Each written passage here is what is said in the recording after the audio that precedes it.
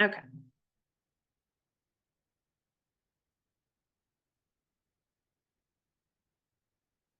Got somebody coming in.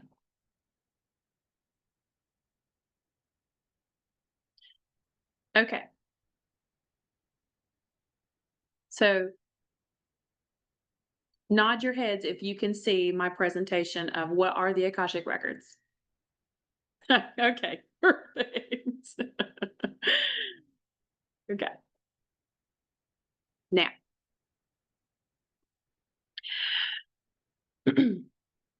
all right. So I just want to say welcome to What Are the Akashic Records? And my name is Elizabeth Powell. I am an Akashic Record reader and practitioner. And we are going to really dive into and learn what exactly the Akashic Records are, who the guides are, what a reading's like, and all the things that you need to know about the Akashic Records. So let's get started here. So, my name is Elizabeth, and I'm an Akashic Records reader, practitioner, and I am the channeler of Divine Feminine Reiki, which is a unique healing system that was gifted to me through the records. And it's to really help support deep energetic and emotional transformation.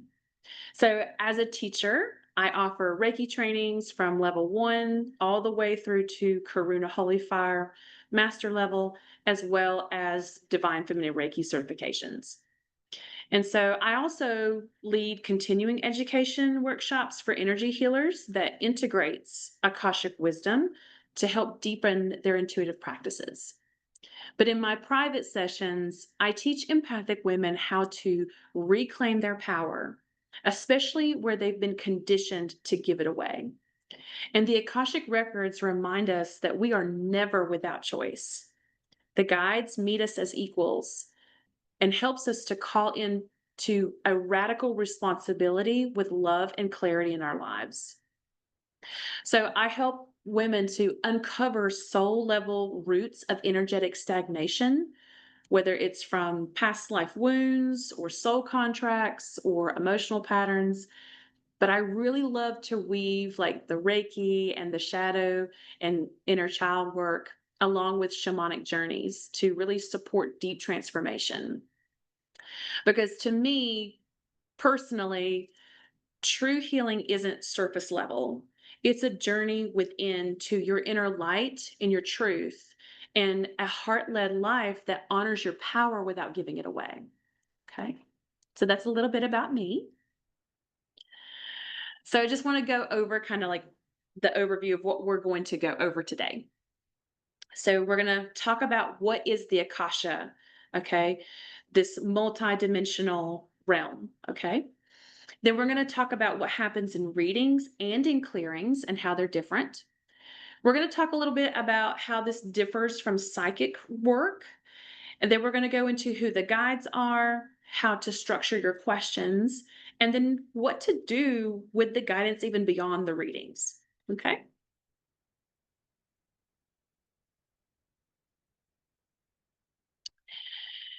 So the word Akasha is Sanskrit for space. Okay. Sanskrit is an ancient language. But the Akashic records are like an energetic memory bank for your soul. Okay. And it's from the very moment that your soul left source. So every being and creation that holds consciousness has one. And yes, that means your pets, your business has a consciousness. Um, Even your home or your wherever you live has a consciousness. So that means that it has an Akashic records. But these records aren't some kind of like far off scroll or, library in the sky. It is a living and breathing multidimensional field of frequency that your soul is constantly updating. So I like to tell people to like think of it like a divine cloud storage of every choice, every thought, every moment that you've ever experienced across lifetimes. Okay. All of that is held here. And it's not to judge you, but it's to help witness and to guide you from a loving place, from a place of unconditional love. So when we access the records, we're not just pulling information. We're stepping into a soul remembrance. Okay. We're reconnecting to a higher truth that's always been within you. And it's one that holds clarity and direction. And that's why behind your soul's deepest patterns. The one thing that I really love about doing Akashic readings, even for me personally, is the guides will always ask you why. Not to make you feel like your choices are wrong or whatever. They really want you to connect to your intentions to help you anchor into your visions. Okay. So, Akashic record readings are not about fortune telling, it's about soul alignment. So, the information that you receive in your readings is going to help you see the bigger picture of your journey through life. Okay. So the answers you receive are always going to be full of guidance for you and in alignment with your level of consciousness that you are at the present moment. Okay. So the more that you're on your spiritual journey and you expand your consciousness, the deeper the answers become. And this is why, for me personally, as a reader, the main goal in my readings is to help you with what do you need to know right now that will help you in your life and help you expand and align. Okay. So this is a little bit about the Akasha itself. Okay. So now that we've kind of touched on like what the Akashic Records is and the purpose that it serves, I want to dive a little bit more into the energy and a little bit of history. We won't get too crazy, but so for my personal history with the Akashic Records is the first time I personally ever heard about the Akashic Records was in church. Hearing my grandfather preaching from the pulpit about when you die, God is going to pull out this big book and go over your life of every experience and every thought, everything you did or didn't do. Okay. And while he didn't call it the Akashic Records, but the Akashic Records and the Book of Life in Christian tradition, it's the same thing. They're the one and the same. Okay. So the Akashic Records was first termed, or was a term that was first introduced by theosophists. And it was later popularized by the work of Edgar Gacy, which is who I have pictured here. Okay. And he was a devout Christian, and through a specific trance state was able to access the Book of Life and to assist others in medical matters and in life readings. And that often covered past lives. Okay.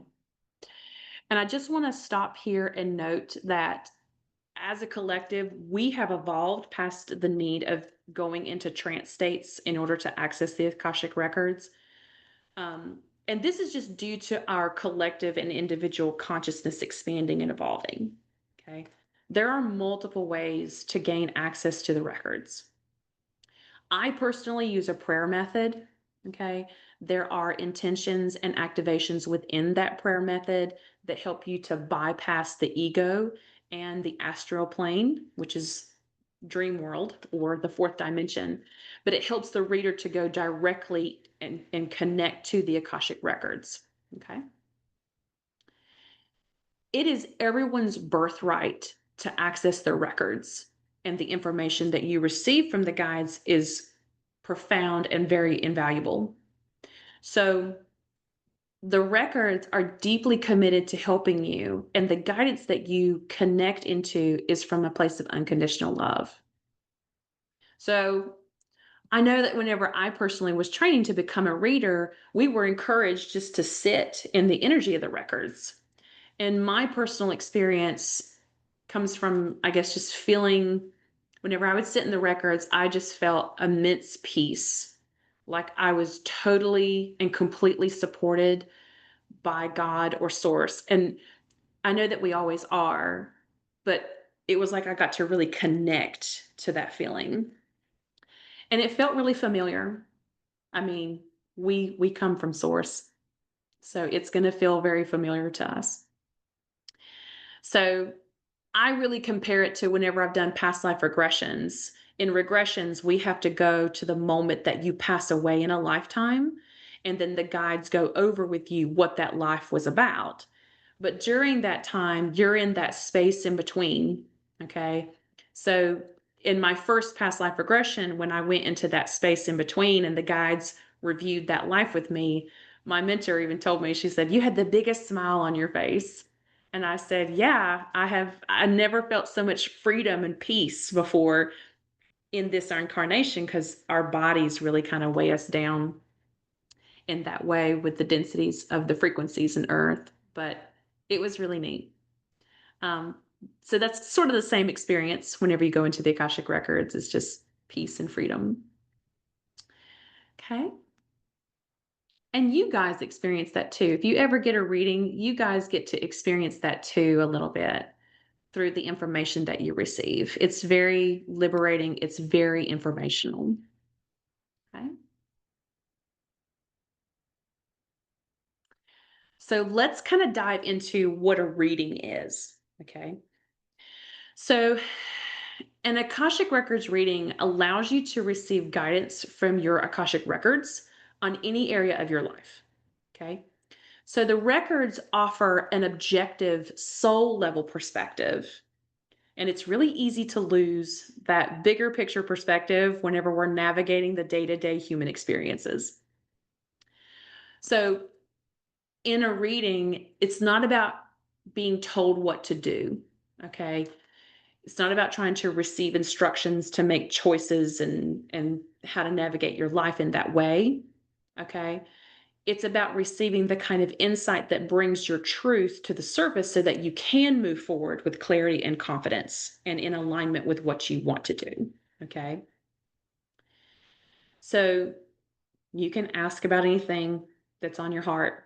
You can ask about relationship dynamics, past, present, karmic patterns. You can ask about career shifts or aligning with your soul purpose. You do have a business section or a career section of your records, and the guides are very lovely to talk to and work with in that way. Um, you can ask about past life trauma or repeating patterns in your life. You can talk to them or ask them about intuitive gifts and how to really connect with your own intuitive gifts, right? Emotional blocks or spiritual stagnation, children, parenting, your health, if different things like this.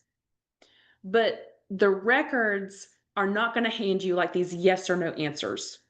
They're not going to tell you what to do. Okay. So instead, they guide you back to like your own knowing so that you can take that radical responsibility in your life. And so that's why the questions matter. That's why we're going to go over later how to structure the questions. And because how you ask questions is really powerful. So I always say like questions that begin with like how, what, or why, because they invite that insight and that soul level understanding. So instead of things like, should I leave my job? Or why do, you might want to try things like, why do I feel unfulfilled in my work? Okay. Or how am I being called to grow through this role? Okay. It's about trying to uncover the lesson in the situation. Okay. So questions that are kind of based on like when or should I tend to pull you out of that alignment with your own free will. And your guides are never going to override that for you. Okay? They respect you way too much for that.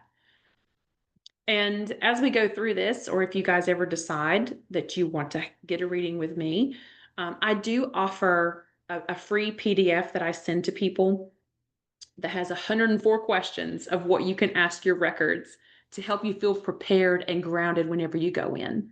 And I broke them down into different areas of your life. So I want to touch a little bit on like, what do you expect during a session? Okay. I do it two ways.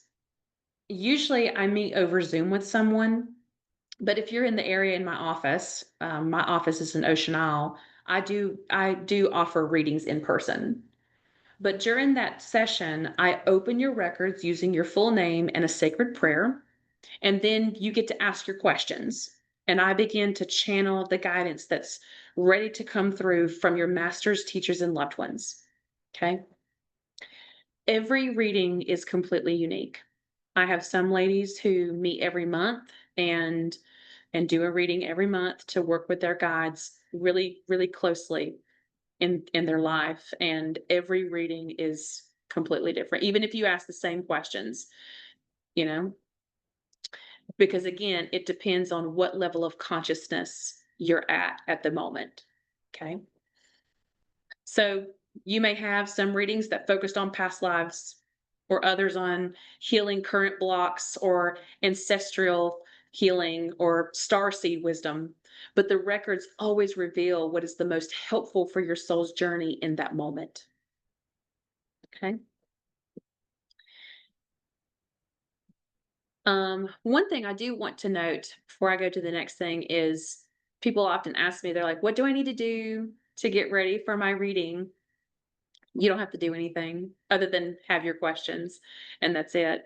So you can just come open and curious and ready to connect to your deeper truth that's already within you.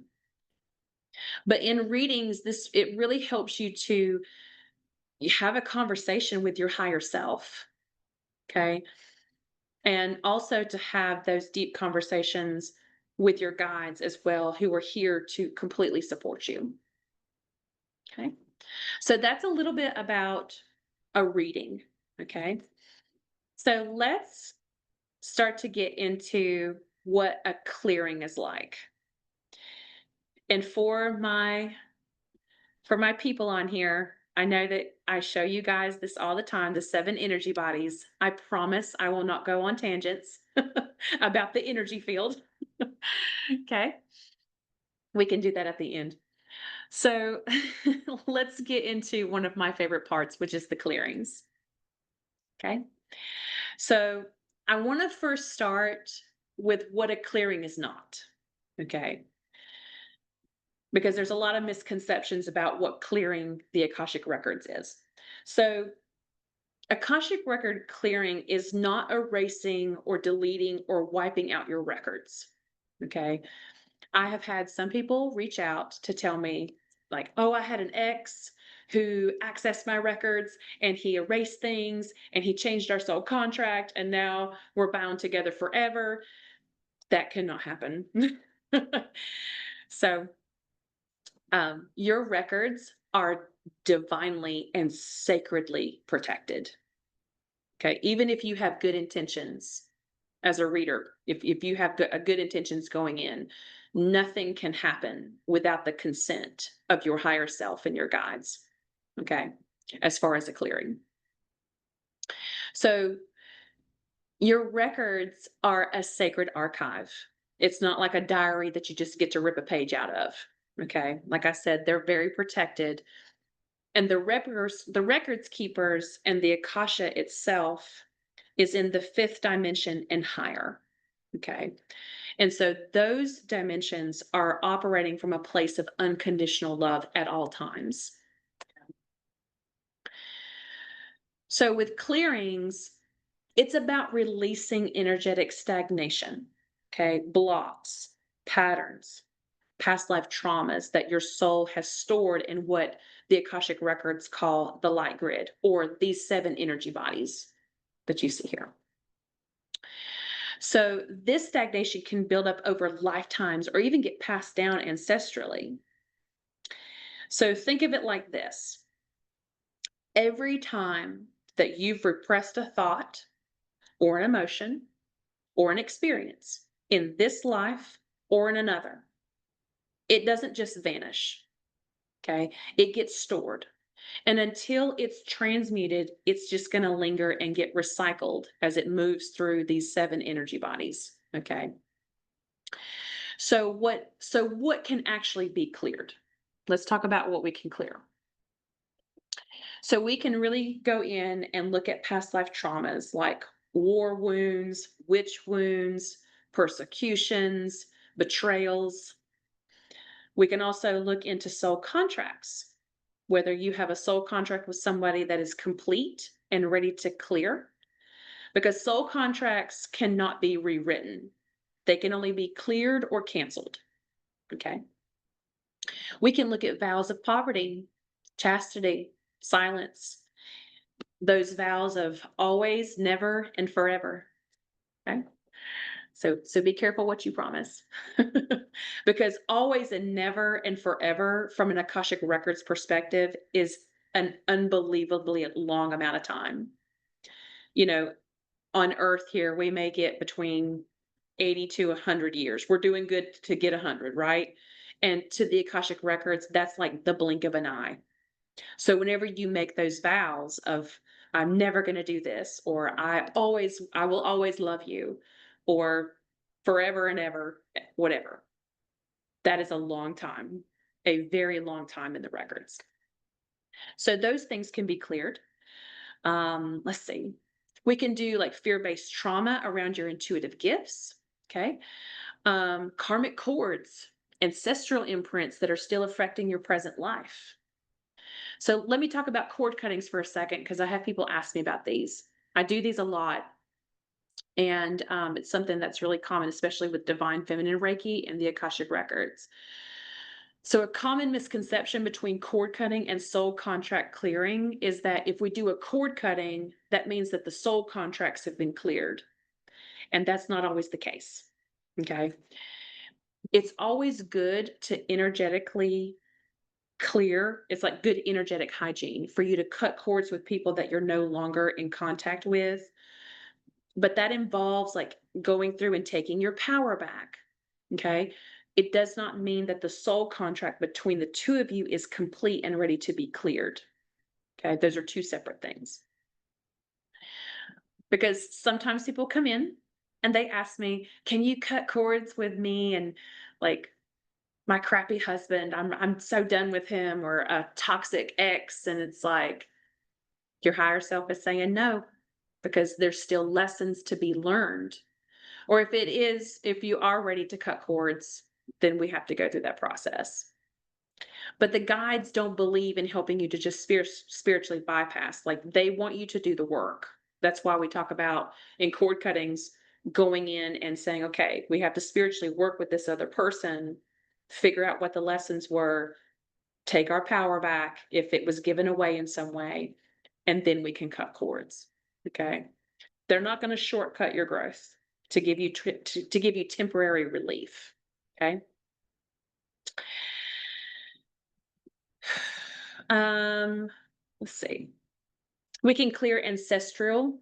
I think I said that, but we can clear astral and etheric implants or energetic interference. Okay, that happens with a lot of star seeds. There's a lot of etheric implants. Um, but what happens in a clearing? Let's talk about that a little bit. Because here's the part that no one talks about. One of the biggest things that you'll experience in a clearing is called integration. So once something is cleared from your records, let's say that you have a past life wound in like the sixth layer of your energy body. Okay. Again, it doesn't just disappear. It has your It can't disappear because that's not how your energy field works. It has to be filtered through every layer of your energy body before it reaches your physical body for it to be cleared out. Think of it like a purging. Okay. So going back to that example of, okay, we cleared a past life wound in your sixth layer of your energy body. It's going to go through your fifth layer. Okay. Then it's going to go into your fourth layer, and you may have or experience really strange dreams afterwards. Going into your third energy body, where maybe memories are starting to surface, until it goes into your second layer. And then you might have those emotional waves, right? The crying, or you might feel bouts of fear. It depends on what the wound was. And then it goes into your physical body. Okay. Where it's like you may feel some tension, or you might just feel like a calm or just a sense of release. It just depends on what it is and the person. It's nothing, it's nothing too crazy. It's not like, some people feel fatigue afterwards. It's like kind of going for like a little detox session. Okay. but nothing is cleared unless you're ready for that. Okay. So even with the after effects, a lot of people, it's like, oh man, that felt really great. Boy, I really needed that.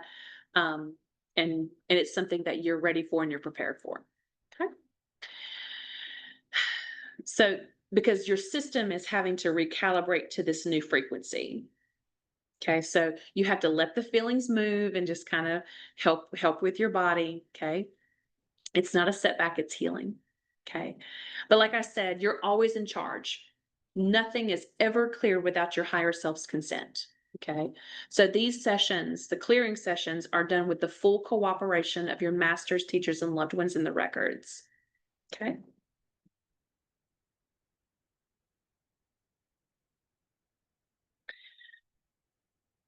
So let's shift gears just a little bit. Okay. Let's shift gears to Akashic readings versus psychic readings. Okay. This is the question, it's probably one of the bigger questions that I get as like, what's the important distinction between the two of them? Okay. So an Akashic record reading is a form of channeling, just like psychic readings are. Okay. But the information is coming from a different space.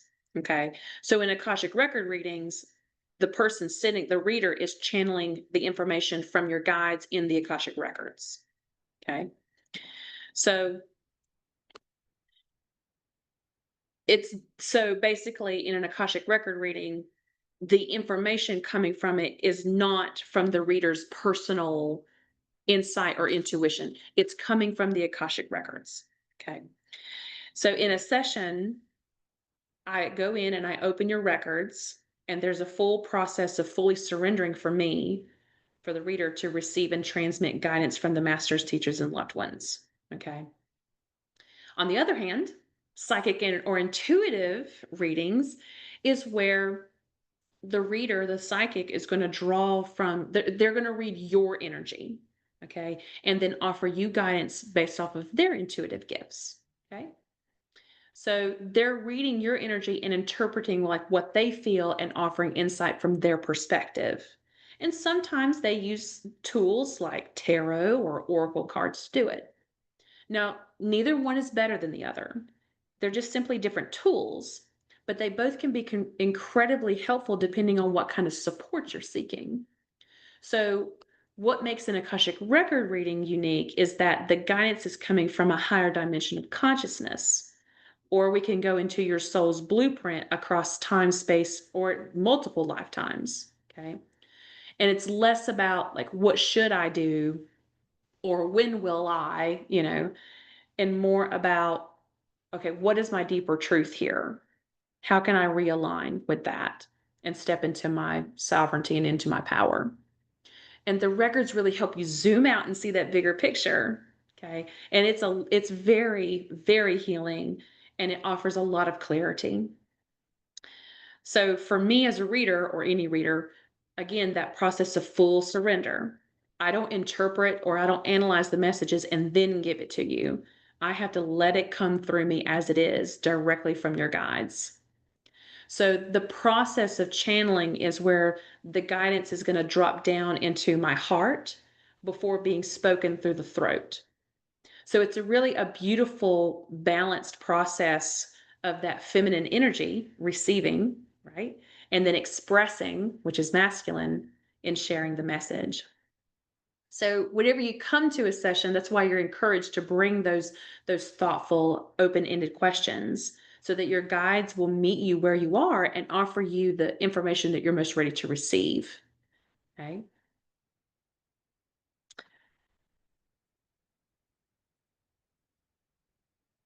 All right. This is the big one. Who are the guides? I know I sent an email out a couple of days ago about who are these mystical beings in the sky that just really want to help you. And that's what we're going to talk about. So, who are the guides? Okay. So, when you open the Akashic Records, okay, you're not entering into an empty library in the sky. Okay. You're stepping into that sacred space where you're being guided by beings of light of the highest vibration that are directly assigned to assisting you. They are fully devoted to your soul's growth. Okay.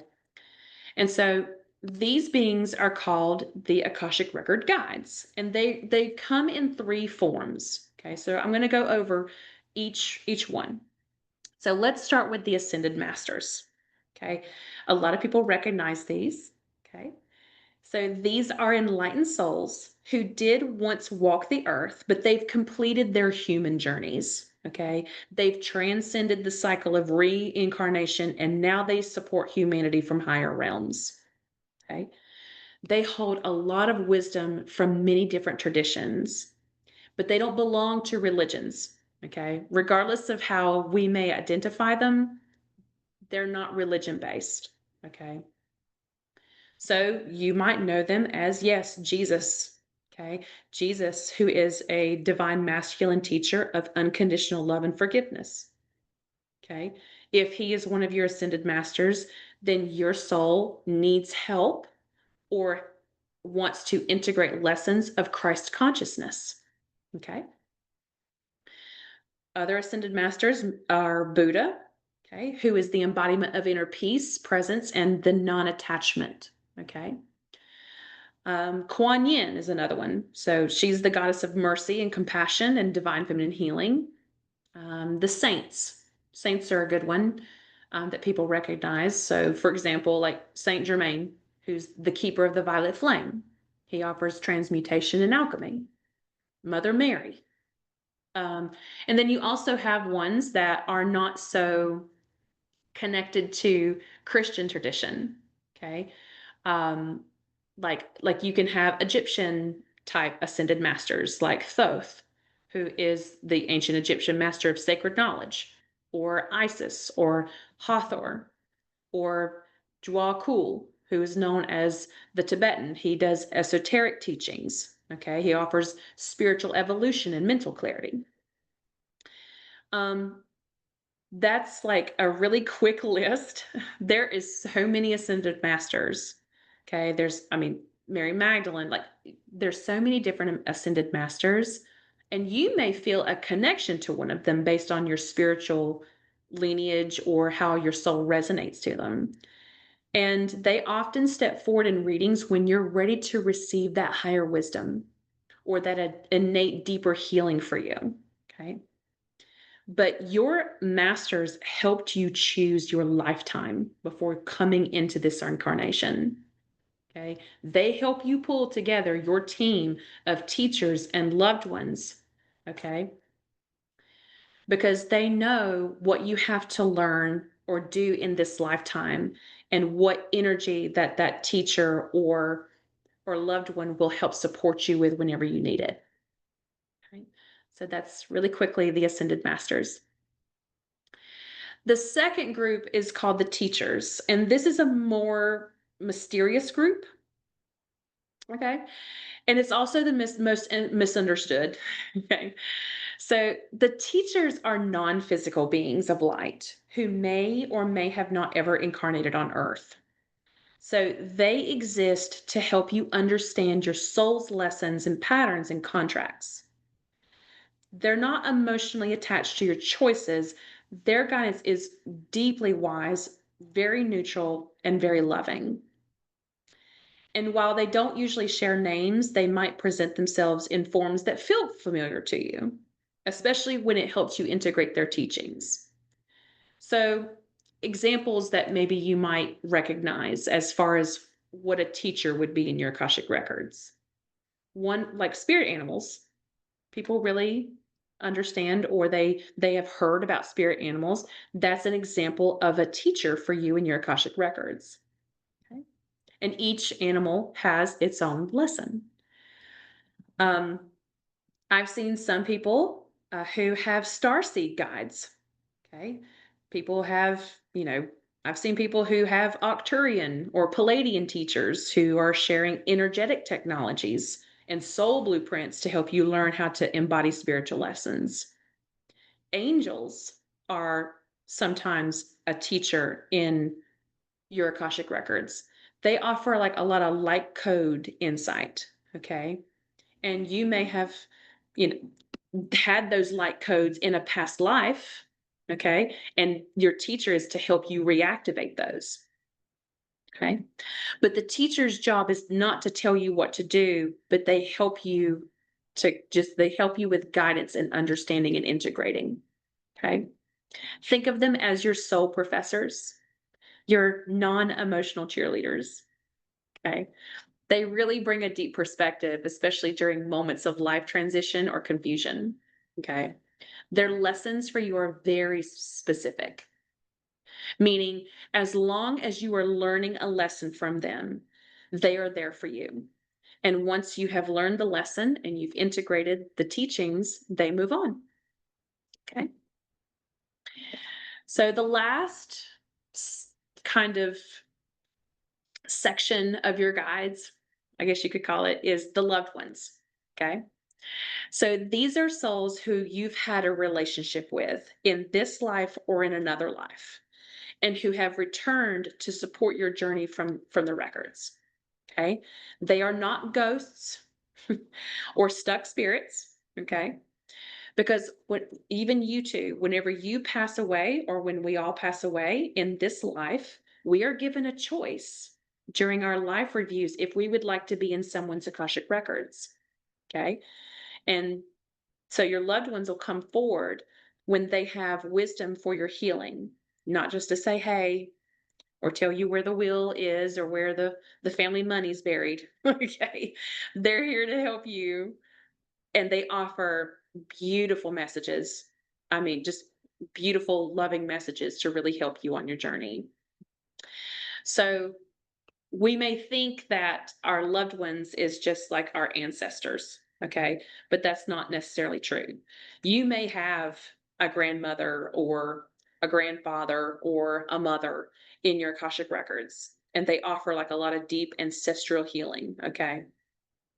But you may have ancestors in your Akashic records from your current incarnation, okay, from your current life that you don't even know.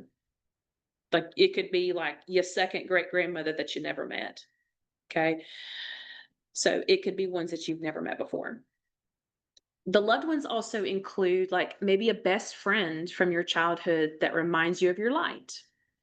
I see this sometimes with women who have lost children. Sometimes the child that you've lost will return as a soul and be one of your guides in your Akashic records. And that's what they were meant for. That's what they decided to do. Okay. It could also be a soul from a past life that has now become part of your support team. It's very common. I see this sometimes where it's like a past life version of a person will be a loved one of like a past life version of you will be a loved one in your Akashic records now. It's really neat. Um, but these guides do usually come through with a lot of emotion and empathy and a lot of encouragement, especially during sessions that involve like working on grief or forgiveness or some inner child healing. Okay. So how do they all work together? So inner reading, I guess the easiest way to describe it is like we all sit down and we have a chat. Okay. All of your guides come together and they collaborate together during the session. So it might be a lesson is coming through from one of your teachers, or a healing may come in from an ascended master, or ancestral healing and knowledge from like a loved one or something. Okay. But each guide is going to bring like a piece of the soul's puzzle together and form like this beautiful divine support system. Okay.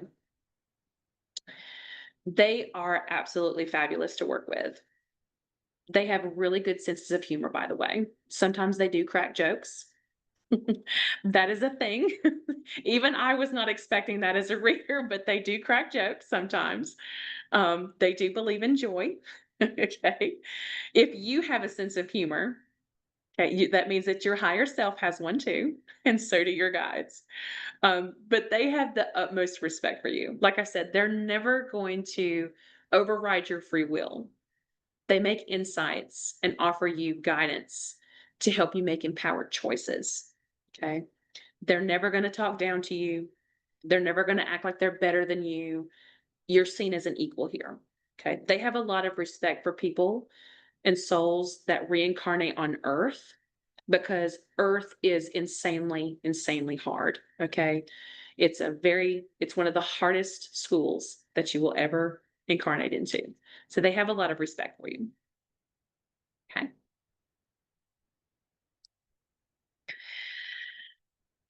So let's shift gears to the questions. Okay, so now that we understand who the guides are, what questions can you ask? Okay, so why the questions matter and how to structure your questions for deeper answers. This doesn't just work for Akashic readings. Okay, you can structure your questions this way whenever you go to a tarot reader or a psychic. Okay, but for the Akashic records, this works the best. Okay, so one of the most powerful things about Akashic readings is that you're not just being handed instructions, okay? You're being invited into a deeper conversation with your higher self.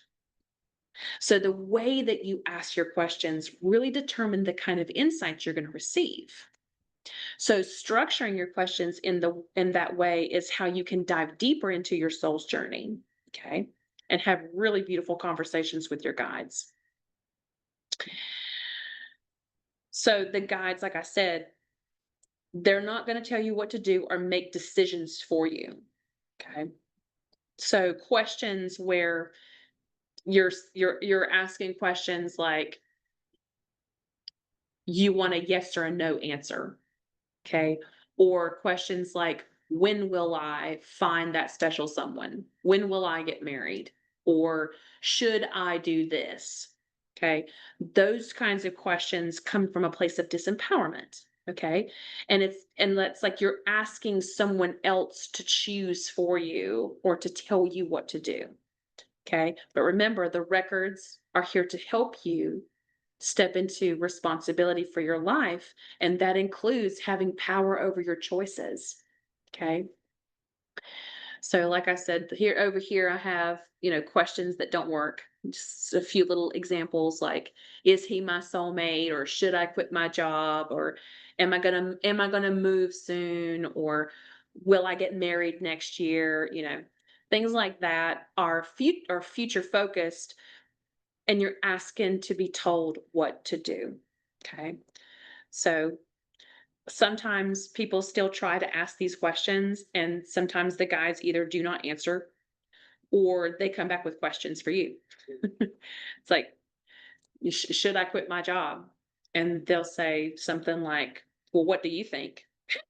you know, like they're going to put it back on you because they don't want you to be codependent upon them. Okay. They love you and care too much about you for that. Okay. So you get kind of those questions back to you or like maybe some vague answers whenever that happens. Um, and the reason that when questions don't work, let's talk about time for just a second. Okay. When you start going into the fourth dimension and up, okay. And remember, the Akashic records are fifth dimension and up. Time is not the same. Okay. And in some dimensions, time doesn't even exist. Okay. So the records offer that zoomed out perspective. And sometimes I can see it whenever I go into someone's records. We don't realize that as you zoom out and look at your life, okay, that you have alternate timelines happening at the same time. Okay. All of your past lives, their alternate realities, your current life, and all of its alternate realities are happening at the same time. Okay. And so to ask stuff like, when will I get married, is hard to answer because you have free will to make those choices. Okay. That could align with you finding a mate, or there's options where you make choices that you don't find a mate, but it's up to you. Okay. So questions that do work. Okay. Some could be like, why do I feel disconnected from my job? And what is it teaching me? Okay. Or what am I meant to learn from this relationship? What patterns are keeping me from feeling safe in love? Or how can I align with my soul's purpose? Okay. Things like that. Those are open ended questions that invite that conversation. Okay. They lead to really beautiful guidance that's rich and layered and empowering because it's grounded in the understanding that you are the creator of your life. Okay. So, good rule of thumb is how, what, or why kind of questions. Okay. And like I said, if you ever decide to do a reading and you want to do that and you're like, I have no clue what to ask, I do offer that PDF with 104 questions. Okay.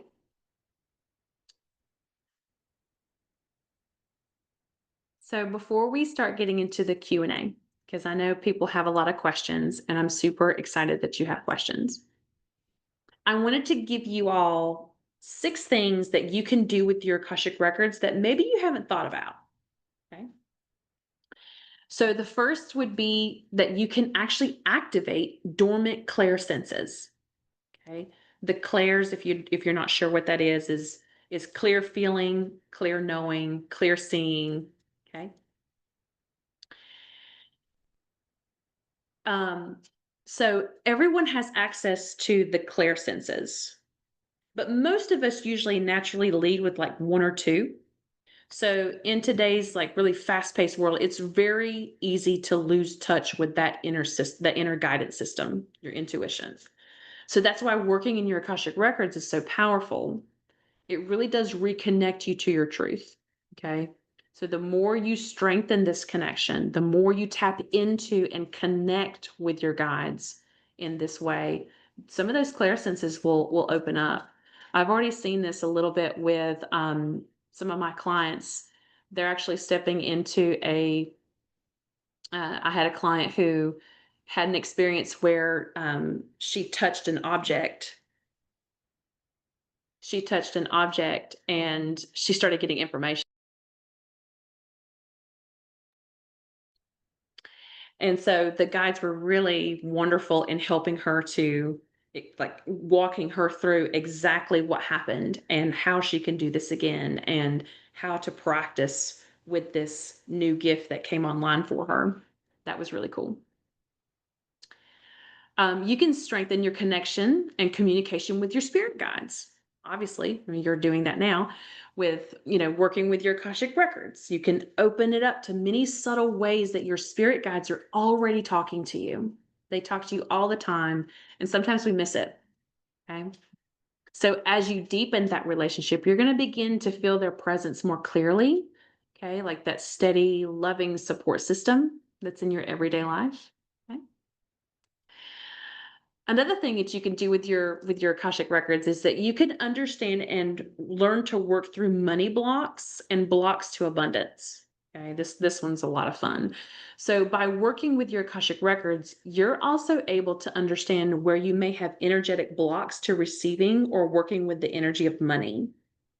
So from that understanding of where are you currently at, you know, you can work through the Akashic records to enter a more cooperative relationship to the energy of money. Um, so working with your Akashic records business guides. Okay, I have to do this a lot. So if you're running your own business, or even if you're not running your own business, but you're in your career, you can have a section of your Akashic records be for business. But if you're running your own business, especially, it can feel really overwhelming and very isolating at times. And there is no shortage of advice out there for this. There's books and podcasts and YouTube videos. And a lot of the information out there for business owners is really like they contradict each other.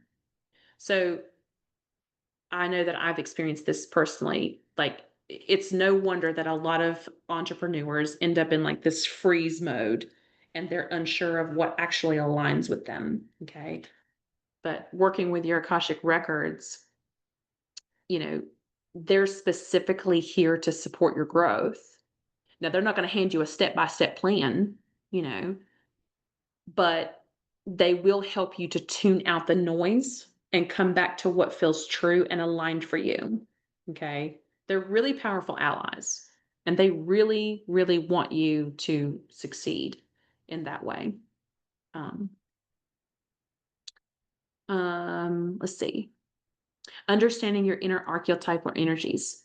This is one of my favorites because I do a lot of, again, like the shadow work and the inner child work. But before you incarnate, okay, our souls choose a blueprint. Okay. And so to add a little bit of flavor, we'll say, okay, here's my blueprint. Here's the things that I want to learn, and all the information that I have from other past lives contribute to your blueprint. And in this incarnation, I would like to work with, you know, the lover archetype or the magician and or something of that way, but it weaves into your soul blueprint. And so it's like energetic themes that add a little depth to your lifetime. Okay. Yeah. The soul blueprint holds like your core information, if you're wondering what that is. Okay. Again, it's like what your soul's choosing to explore. And it does include your soul contracts and those archetypal templates. Because each archetype is going to carry a little energetic program that can shape how you think and feel and respond to life. Okay. And this is what's known to some people as shadow work. Okay. So by exploring your template through the Akashic records, you gain a little bit deeper understanding of like why you operate the way that you do and where you might be able to, or where you're ready to make the shifts and decondition or release patterns that don't serve your highest path anymore. The last one I'll leave you with is that you can identify and transmute ancestral wounds. This is a big one. Okay. A lot of souls are coming in that are meant to be the cycle breakers. And it's a lot of old souls. Okay. And it is very, very difficult and very advanced soul work to be the person that breaks the ancestral cycles. Okay. So that's one theme that I've noticed in a lot of the one-on-one sessions that I do is that people want to know, like, what have you chosen to take on as ancestral wounding in this lifetime? Like I said, it's not a small task. Okay. But working with your ancestral energy in the Akashic records is incredibly profound. Like you don't just witness the shifts in your own light grid, you begin to see like those that ripple through your energy field and through your entire ancestral line. But this is the kind of soul work that can feel intense, okay? That is healing the ancestral stuff.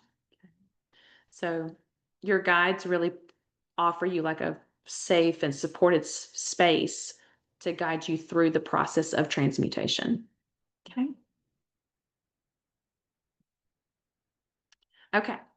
Before we get to the questions, I want to personally take time to say thank you because there's so many other things that you could have been doing today. Okay. But I want to say thank you for being on here. Okay. And as a way for me to say thank you, I want to offer you guys 20% off of your first reading with me. Okay. That, and if you go onto my website, bethelightwellness.com, and you can look at the Akashic readings, you would just enter this promo code light at checkout and it will take 20% off, or you can just mention it to me and message me if you wanted to have a reading like that. But that's my way of saying thank you and that I appreciate you being here. Okay. So if you need to take a snapshot of this page, you're more than welcome to do that. Okay. But it's just the word light. Okay.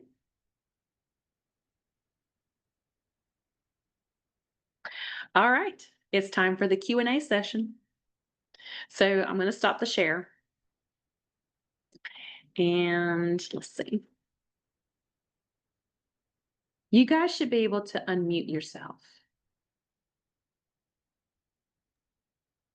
Um,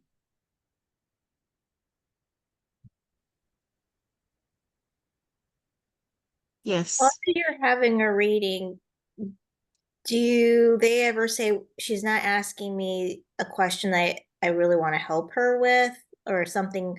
Do they ever do that? no, I mean, they may say,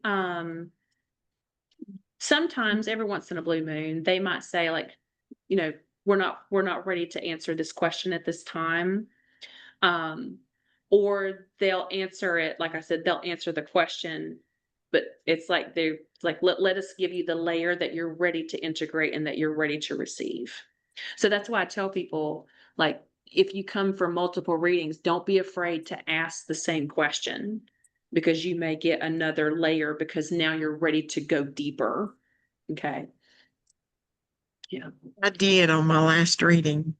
I think I that's asked a right. couple questions that I had asked previously, but it was about the answers were about something completely different, and that came through. And I think it's because of the things I was doing, and Yeah. yeah, Yeah. Doing a lot of that inner work. and the Yeah. sense of humor thing was a definite this last time, and that Yeah. was really fun to feel that Yeah. connection and that it was it's fun. Yeah. Hi, Vicky. Hey, I'm glad you're here. I know I was at the grocery store. We were running late. Bet you So made I'm it. sorry I was late. You made it. That's okay. Yeah. I have a question. Um, Yes. how it's Tell Elizabeth me. over here, sorry. Oh, hey, yes. Hey. Um, how does this go through you? Do we actually have our own conversation with the guides, or is it repeated from them to you, and then you repeated it to us? Yeah. I always laugh and joke and tell people it's like playing telephone. You remember as a Okay. kid, like, Mm-hmm. okay. So whenever I'm channeling, like it's basically like your guides are speaking through me. Mm-hmm. Okay. So like you can ask the question. It's like you guys are having like a conversation and I'm just kind of like their mouthpiece a little bit so that you can receive it. Okay. Um, oh gosh, what else did I want to say about that? Yeah.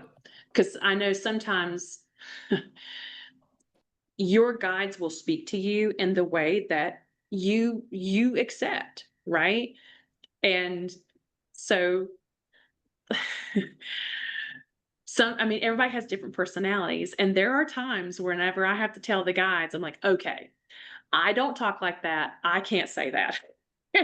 Can we say this differently? Because they might sometimes throw a hard truth at you, and I'm like, I can't say that. Let's rephrase it a little bit. And it's just, I know that you could handle it. It's just my personal thing. But yeah, that's a good question. Yeah. So it's like they kind of speaking through me a little bit in that way. Hey there, it's Nikki. Quick question for you. So, I often get a lot of messages in dreams and messages that I don't always clearly understand, but I'll go and look for the answers to that. Is it is accessing the Akashic records something where you could come in and say, I've had this repeated dream, you're sending me a message, but I don't understand.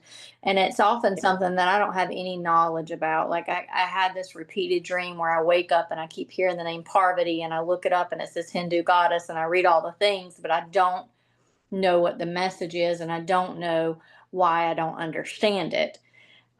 Or I will have a dream about something and I'm like, okay, that was a real thing. I have no idea what that is. I've never seen that in my entire life. Can you access, when you access the records, are the guides able to help you with that sort of thing? Yeah.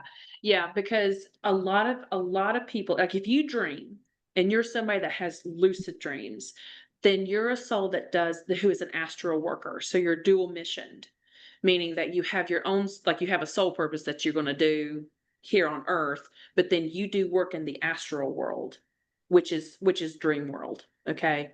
So if you're coming in and you're like, hey, I have this stuff going on, and you keep dreaming these sorts different things and you don't understand, that's definitely something that they can help you look at.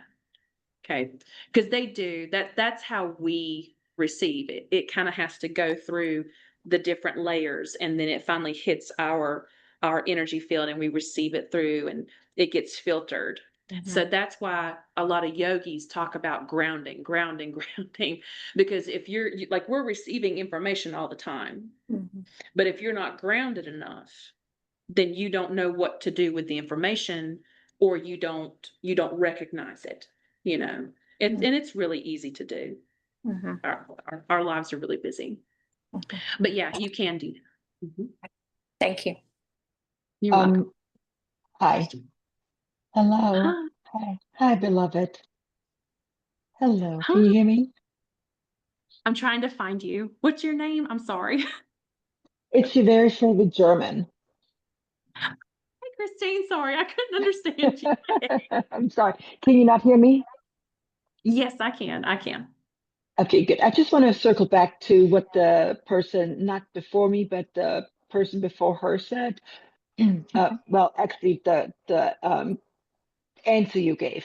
You said that that sometimes the guides, they give you the way they answer things is in a way that you are not comfortable. That's how I understood you saying it. You're not comfortable repeating. Yeah. Okay, is Well, I mean, that's how I understood it? Is that what you said? That's what you meant for it to be heard?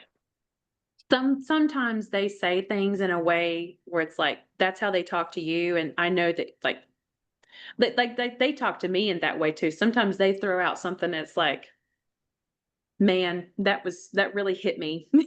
It it's a soul truth. I needed to hear it. Okay. The way that we take the information, that's our egos. Okay. So My question was, sorry, my question was, I'm trying to figure trying to think of when a you way s- to but answer you clearly. hang on, can you hear me? I'm Yes, sorry. yes, I can. My question there was when you said that, well, I can't say that.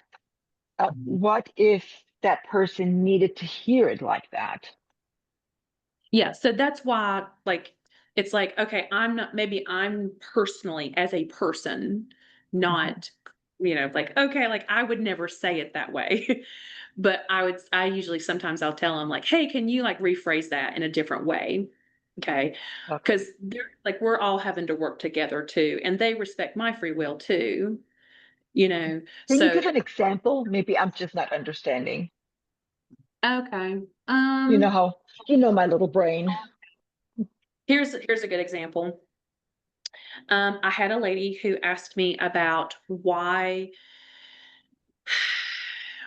she didn't have a certain relationship with her children. Okay. Mhm. And so her guides were trying to answer the question to her with a question. Okay. And so the way that they worded it first was, why does she want a relationship with somebody that doesn't want to understand her? And to me, I was like, I can see that this person's upset, like this person's crying because of this is really hard. And to me, I'm like, maybe let's reword that a little. Again, I got you. you know, so it was, they reworded it to say the same thing, but to make me feel comfortable too, to relay it. So it was more like we really want you to reconnect to your intention as to why you would want to have a relationship with them. Gotcha. If they I are understand. committed to not understanding who you are, because that was her giving her power away, asking her children, please choose me. It's like, no, you have a right to be chosen as well. And that's what brings in the deeper relationships. I understand. That makes sense to me now. Thank you. Thank You're you. welcome. Yeah, it's a good question. Who's got their hand raised? I just saw it. I do. Are your guides always the same? Some of them. So there are some guides that you'll have throughout an entire incarnation. Okay. But some no. I saw this a lot with spirit animals whenever I'd help people find their animals and stuff. And then they would call me and they're like, I don't see my lion anymore. Or I don't see my owl anymore. It's like, yay, you learned the lesson. You've integrated what you needed to, Okay. you know. So no, not there's some that's just here for a season or for a Okay. lesson. Good question. Hmm. Does anybody else have any questions?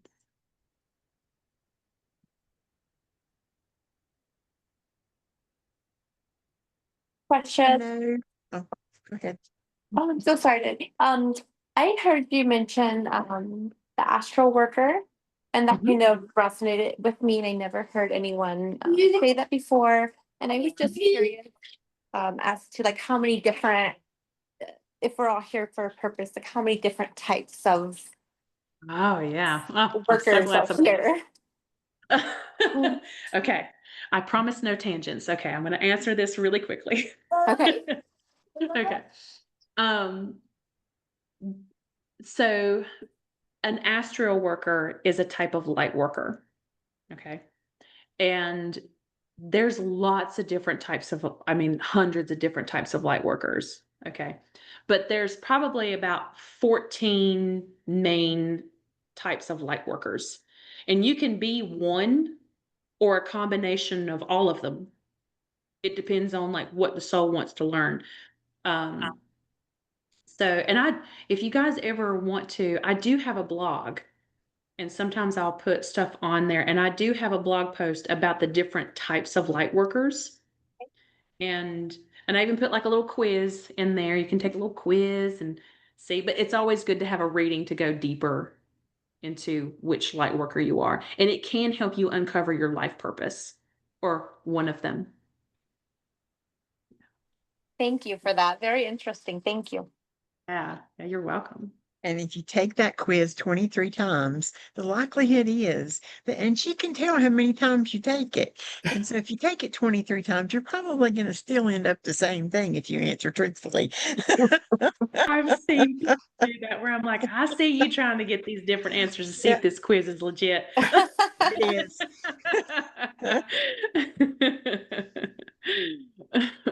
But yeah. Going back to a couple of questions ago regarding, you know, you speaking for the gods or the gods speaking through you, and maybe you not feeling comfortable with how something's worded or how direct, you know, it may sound to the person. But you didn't mention that sometimes you say, I'm not comfortable with this, and they say, but this is the way you have to do it, because they will understand that it's from me or whatever. And I think that's important. Oh yeah. Yeah. That's something that's really important to me as a reader. Like I said, like I can't judge what's coming through. I can't filter it. So that's why whenever, if that happens, it doesn't happen a lot, but if that happens, that's why I'm like, okay, I still have to say, I have to relay the messages. Okay. But again, they also respect me too. So that's why it's like, I'm going to relay the message, but can we say this in a different way? So that all of our free wills are respected here, and they don't mind. But yeah, there are some times when they're like please say this the way that we need. There's something about what we're saying that provides an activation for this person. And so it's like, okay, I'm going to say it. I'm going to say the really hard thing. Last year It's we me. had, I'm I empath, so saw I have that. I saw that with struggle in you last year with my sister. yeah. Yeah. It's sometimes it happens with loved ones Yeah. because loved ones have personalities that are strong ones. really strong personalities. And so like some Some relatives, words. if Dang. they will use cuss words, and I'm like, "Ooh, can we tone this down?" And she's like, "No, no, she needs to hear it." I'm like, And "Okay, it was well, not maybe just let's not curse use that words. It was, word." it was not just curse words with her. It was big bad ones, you know. And but Yeah. I knew immediately from even the tone in your voice, I was like, that was exactly, yeah. So when Mhm. you need to, you do the hard stuff. You relay Oh, the yes. hard messages. So, it's not like you're like, no, I don't want to do that. And no, you don't do that. When it's needed, you go there. So thank you for that, my You're Reiki welcome. mother. You're welcome. Yeah. I Are did you have gonna someone. send the recording out? I'm sorry, because I had to take a phone call for a few minutes and I missed some of the questions. Yes, so somebody else asked that, and I was, look, we're on the same wavelength. Yes. So I am gonna, not only am I gonna post it to the YouTube channel, but I'll send it out in an email too. And that way you guys can download it and watch it again, and or even email me and ask questions if stuff comes up. Because I do that. I'm like, I sit there and I'm like, oh, now I have a question. Thank You you. know, yeah, you're welcome. I Can you do. tell us some of the success stories of some of your clients, like some things that have happened in their lives as from doing the readings? Yeah. So let's see. Let me think about who I want to talk about. Um okay. So like I said, like one lady had some gifts coming online, and she was helping her parents clean out her house, or clean out their house, and they had like this old World War II like nursery chair. And she said, I touched it and immediately got information. She said, but I've been trying to do it again, and I don't know how to do this again. And it can be really exciting when a person's gifts start to kind of come online in a different way. And so the guides were really helpful in even sharing things that I didn't know. I was like, man, let me write this down because this is good information. And so she's messaged me a little bit here and there, and she's like, "Hey, I keep practicing and stuff, and sometimes, it works, and sometimes like I can get it, and I feel really grounded and successful in it, or, things like that." So again, working to strengthen those gifts. Um, another person another person came for a cord cutting, and it came up in her records because she was having some difficulties with her children also, and some of it was coming from an ex, like her first husband, the kid's dad. And she told me, she said, it's so weird, like ever since I was married, even now I'm divorced, been years. She's like, it feels like there's some kind of like dark looming energy even around or constantly, in the space or in the dynamic between her and her children. And so, and that happens. People can create shadows, okay, that can move around and kind of act like trickster energies within the home or within relationships. And that's what had happened. So we had to go in and we did a cord cutting. And she's told me afterwards, she said, I have felt that looming presence for years and didn't know what it was. And she said the moment that they disconnected the cord, because his cord was connected in three places, which is usually a narcissistic card or cord. Okay. But she said, it's gone. She said, I've never felt like a peace and a freedom from that. And she said, I was actually able to have a deeper conversation with my girl, with her daughter, in a way that she hadn't been able to for years. And it was because that shadow was kind of standing in the way of that. That's one, or two of them. Yeah. Those are the big ones that I can think of right now. I have a question. Uh-huh. Hey, So, Tracy. Yeah. hey, so how do you determine when it's your intuition telling you or not just you wanting it to be what you want it to be? Right. Yeah. So I had to go through a lot of training. Like it was each probably collectively like six times three. Each training was 6 weeks. So like I said, like there's a point of surrender whenever I do the channeling. And whenever you go, anybody, whether you do it through a meditation or whatever, the ego is going to try to fight you hard. Okay. So as a reader, whenever I am going into the records, it never fails. And you guys probably experience this too. Like whenever you're getting ready to do something that you know is like your truth or lights you up, or it's like your next level, your growth, there's that voice that's like, do you really think you can do this? Yeah. you know, or, it's coming in. And then so sometimes, like I sometimes I feel that where that voice within you is like, you're not really in the records. You're lying to this person. Mhm. And my mentor was really great in telling me, she's like, that's a good, clear sign that you're in the records. Because if you were not in the records, coming from that place and channeling that from a legitimate place of integrity, then your ego wouldn't fight it. Mm.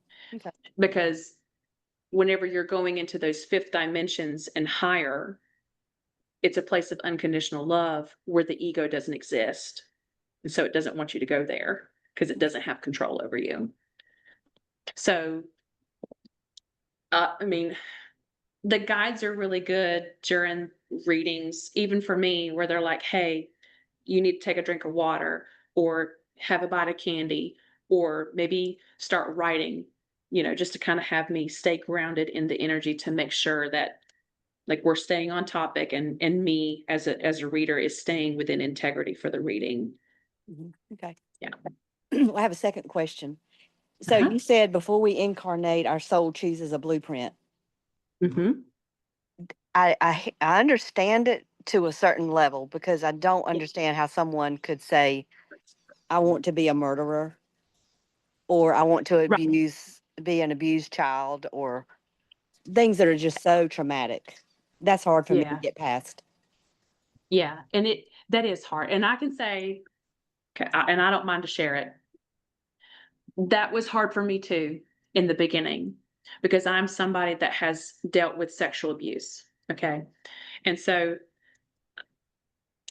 I had to, in that moment, I was like, okay, I know I'm supposed to be a reader and do this work.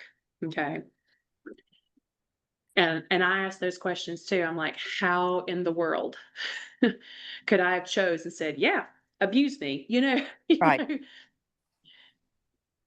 It's not about the records are not victim blaming. They're not saying like, oh, you brought this on yourself. Okay. But whenever you're setting, like, let's just hypothetical, like, say it like, I'm just going to say it this way. You're sitting up in the records, but you're trying to choose your lifetimes, trying to choose all the things. You have a soul contract. So, like for me, for example, and I've looked at it, I have a soul contract with the person that abused me. And I've seen in past life regressions that me and him have done this over and over and over again. And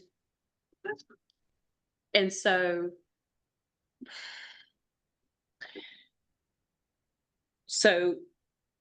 a soul could say, okay, because I'm speaking from my experience of what I've looked at in my records. I said, okay, I was not able in this life and this life and this life to get past that. I wasn't able to grow with it. I wasn't able to forget whatever the lesson was, right? I need to do it again. But, and here's the caveat.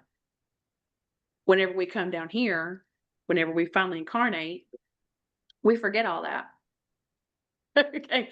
Like we forget that we chose that. And whenever you are choosing it, You know, you're sitting up there and also in that place of unconditional love. So you're not sitting here thinking like, oh man, this is going to be, you know, awful and I'm just signing up for this horrible thing. No, you're looking at it from the standpoint of, oh my gosh, look at the lessons I can learn and look how my soul's going to evolve with this. Yes, let's do this. But so what about those? I guess just it's hard for me to separate what we don't know then as to what we know now. And you look at, they never learn anything. It's that they didn't have to come back and do it again. Is that what you're saying? Well, In whenever we today's come, time. Tracy, are So, you like- referring to the actual abuser? Or being abused. I mean, if you're saying I chose to come be abused or I chose to be a murderer or whatever the horrible thing is, I get that you're Right. supposed to learn the lesson, but I know that we don't know that's what we're doing when we come into it. But in today's time, when we're looking at somebody that never learns a lesson, do they come back again and again? Is it what you're saying? it depends on what the soul wants to do. Like again, Yeah. it's your choice as a soul. So like,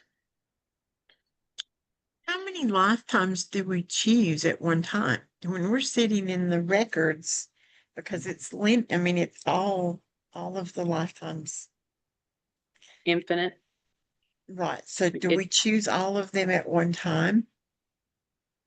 Or do we choose each of them? Or is that, I mean, do we you know? you choose yes, I mean like I said, it depends on how you want to do it. Like the soul will sometimes choose all of your lifetimes at one time. And like I said, there's no concept of time Right. in I the mean, record. exactly. That's beyond what I can really comprehend sometimes, but Yeah. The brain doesn't really like it. right. Our brain But I doesn't mean, like it when we start talking about time not existing. But because coming back to your I have been abused, and that's what I can get what she's saying.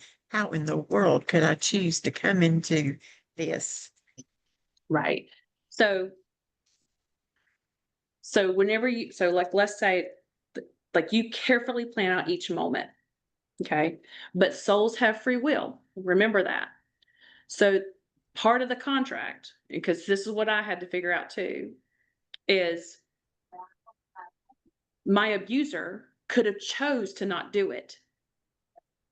Okay. But he did. Okay. So that means that he was saying, from a soul perspective, we're going to do this lesson. Okay. And I agreed to it. I had a choice to be a victim or not. Okay. Now, sometimes, now that's not to say like, oh, like somebody can't use their force. Mm-mm. Right. But what I mean by that is that can still happen, but I can choose to remain a victim and to stay in that victim mentality. And that's part of the lesson is how do we come out of that? Where can I take my power back? Okay. Those are some things that our soul as the abusee can choose to learn. But somebody used their free will and said, yep, I'm going to do it. I'm going to abuse you. Okay. That's their karma. And it That's could, on them. and it could be, this is Nikki speaking, also, you know, and I'm not used, but I'm just speaking about what I know. When we have that karmic event in our genealogy and it's going through our lineage, we could be choosing at that time when we sit in the records and we choose the lifetime to take that karma so that someone in our downline doesn't have to experience that, and we have the ability to endure it where it may not be something they can endure and it's not a fruitful lesson for them. Absolutely. That's a good point. Yes. Yes. So when we come into the lifetime, there's still free will. Like you said, there is still a chance that, I mean, we may choose that this could happen to us. We're letting it be possible to come into that situation. But there is still a possibility that that person will choose not to do that. And so, okay, I've got it. Okay. Yeah. Ding, ding, ding. Okay. Yeah. Yeah. Because May I somebody else. interject? Can I interject? May I Yeah. interject? Mhm. I'm also a victim of sexual abuse, and Elizabeth helped me overcome and bring some of that to light and give it a voice. So what I wanted to say is that perhaps our soul um, has has chosen to come back to this over and over and over again is because in the past lifetimes we just didn't have a voice, especially women and children were, viewed as expendable. Mhm. Well, we're back at that now, but so now we can now at this moment in time we are able as women to stand up and say, you know what, you no longer have power over me. What you did is wrong and it's not my fault.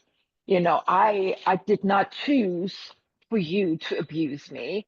No, it was not my fault. I did not do anything to bring this on. My skirt was not too short when I was 7 years old, and it was not too short when I was 20 years old. Even if I stand here naked as a jaybird, that still does not give you the right to rape me.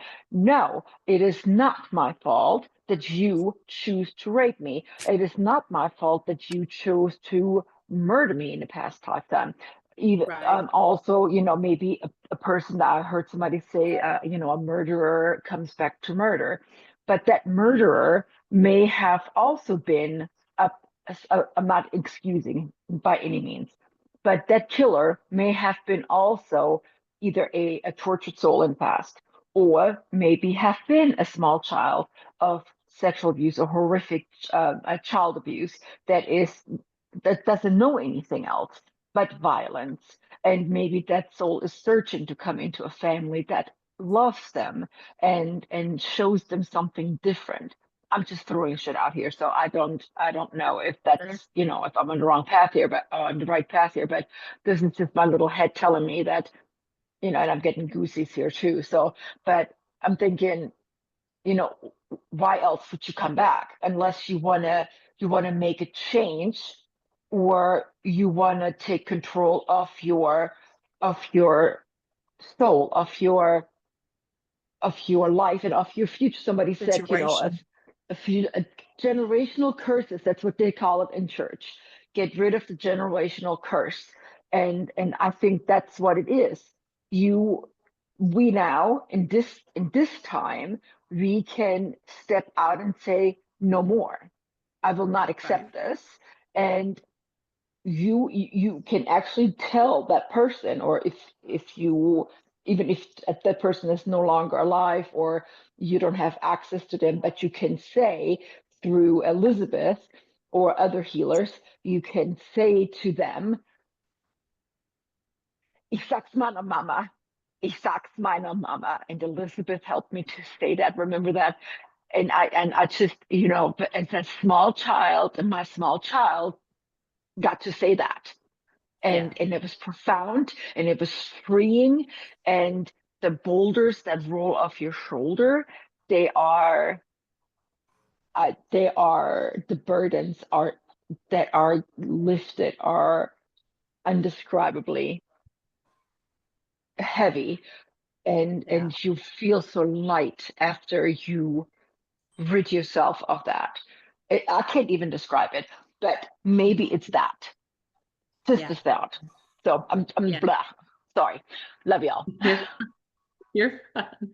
No, and I do a lot of work with ladies that have had that experience, and I've had that experience. And the one thing for I can say for me and me personally is you know, the records really, really helped me to where I could actually look at my abuser spiritually, right, doing this work, and come to a place where I can look at him and say, I actually appreciate you. Thank you for the hell that you put me through. Because if you had never done this to me, I would have never found myself. I would have never, it would have never sparked an awakening in me to actually do the work and to do the journey and say, I'm not going to let this situation define me, and I'm going to change things about me, and I'm going to learn things about me. And it was hard, but it was wonderful also in the same token of like, that's the very thing that my soul was not able to do in past lives, and now I was able to do it in this one.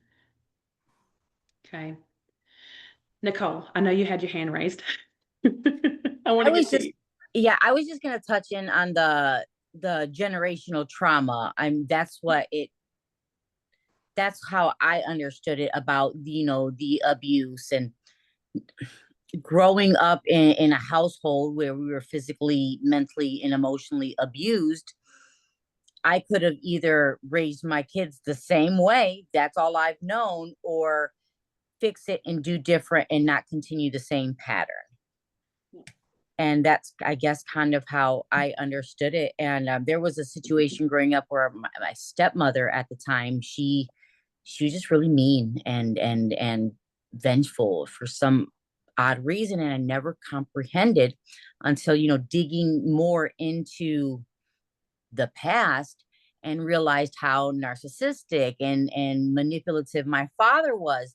And now she's at home raising two kids that are not hers at the age of 22, very young. And I was like, dang, not that it was okay, but now I kind of understand, sadly, that she just took it out on us. And it just kind of made me maybe even appreciate and love her, regardless of what had happened, and that I understand and it's okay. Yeah, that's exactly like whenever we talk about like whenever I was mentioning some of the ascended masters, like that right there, the I understand you. Sometimes forgiveness doesn't happen with I forgive you. It's I understand you, or I get it. It's not okay, but I get it. Yeah. And there's a release, and that is that Christ consciousness coming through, where it's that like unconditional love and acceptance no matter what. It's also a little bit of divine feminine and like Mary Magdalene energy too, where as a mom, if your children did something horrible, you would still love them. You don't condone what they do, but you would still love them and have that love for them. Yeah. I don't have children, so sometimes it's like I kind of forget, like, oh yeah, like I know that there's ancestral stuff to it, but I don't have children like that to connect like that deep into it. But yes, that is true, where they don't have to experience that. It's like you were the cycle breaker for that. Yeah. Okay, so that could be part of the blueprint and why someone would come back and experience a difficult childhood, because their soul is saying, we're not going to repeat that, and we're going to break this ancestral wound, right? Yeah. That's why I said it's not easy work. It is not. It's not easy. But This is a the soul is doctorate like, program. This is a doctorate program. So I mean, it's, Earth my school's where you thesis earn is your on soul the doctorate. That's it. my thesis is on the way.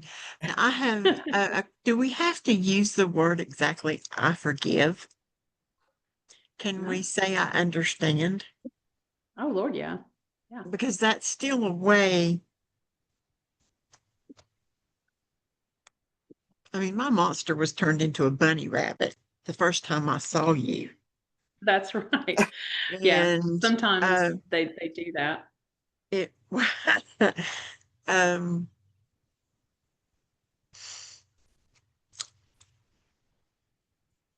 I've Because I never know come for to the me, point I've go never ahead. come to the point to where I could say necessarily I forgive. Yeah, and that's okay. Yeah. Because there were so many others that I have found out that it just breaks me. And so, but things that I can understand more. Yeah. But that has been a release for me. That doesn't have a power over me. And I've been able to look back and say, every time that happened, I fought it. Mm-hmm. Yeah. Yeah. And that has It really come to does my, help you. Yeah. It really does Mhm. help you to see those moments of strength.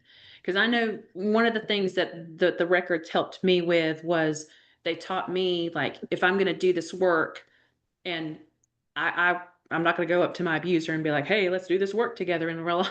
You can do it spiritually with them. And my records helped me to be like, okay, here's how we do this. And not only that, like they were able to show me like his shadow and facilitate how to move through his shadow to where I could talk to his inner child.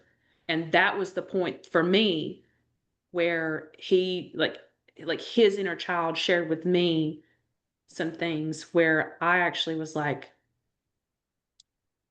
I'm gonna let this go. Yeah. You know, like Just back I could away. see a suffering within him that it's like it's not okay what you did, but That was not okay I either. get it. I totally get it. You know, and now it's up to me to figure out like how do I want to move forward because I have that choice. Does anybody else have any questions? I'll take one Yes, more before and then I'm we'll jump sorry, off. can I just say something to the lady that just spoke?